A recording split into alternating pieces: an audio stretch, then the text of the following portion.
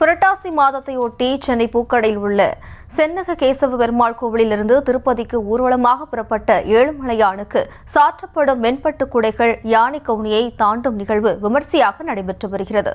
இதுகுறித்தான கூடுதல் விவரங்களோடு இணைகிறார் நமது செய்தியாளர் ஜெர்ரி. வணக்கம் ஜெர்ரி.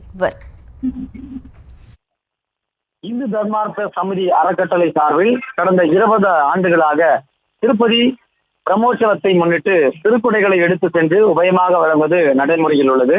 திருப்பதி திருக்குடையை உபய உற்சவம் சென்னை பாரிமுனை தேவராஜ தெருவில் உள்ள சென்னகேசவ பெருமாள் கோவிலில் பூஜையுடன் நடந்தது. உடுப்பு ஸ்ரீ மலிமார் மடம் பீடாதிபதி ஸ்ரீ வித்யாதீஷ திருத்தரு சுவாமிகள் ஆசியுரை வழங்கி கொடியசைத்து ஊர்வலத்தை தொடங்கி வைத்தார். இதையடுத்து திருப்பதி குடை ஊர்வலம் தொடங்கியது. இந்து தர்மார்த்த சமிதி அறக்கட்டளை சார்பில் 11 வெண்பட்டு திருக்குடைகள் ஊர்வலமாக எடுத்து செல்லப்பட்டு வருகிறது.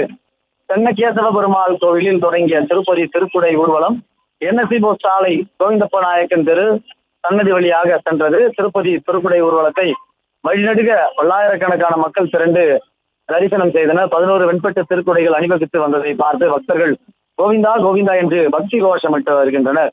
திருக்குடைகள் கவனி தாண்டிய பிறகு தால் கொட்டகை, நடராஜ தியேட்டர், சூளை நெடுஞ்சாலை, அவதான பாப்பையா சாலை, வடமேலை தெரு, தானா தெரு சந்திப்பு, செல்லப்பா தெரு, ஓட்டேரி பாலம் வழியாக தொண்ணூர் நெடுஞ்சாலை, தாக்கர் சத்திரம், இரவு ஐநாவரம், காசி விஸ்வநாதர் கோயில் சென்றடைகிறது.